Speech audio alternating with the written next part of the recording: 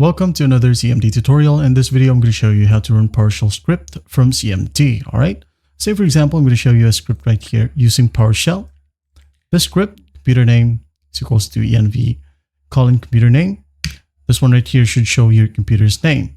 All right. Now, when we try to open it up using CMD, right here, paste the script, hit enter. As you can see here, there's an error. Computer name is not recognized as an internal or external command, operable program, or batch file. Now, what we're going to do to run the script inside the command prompt is just type in PowerShell space dash command.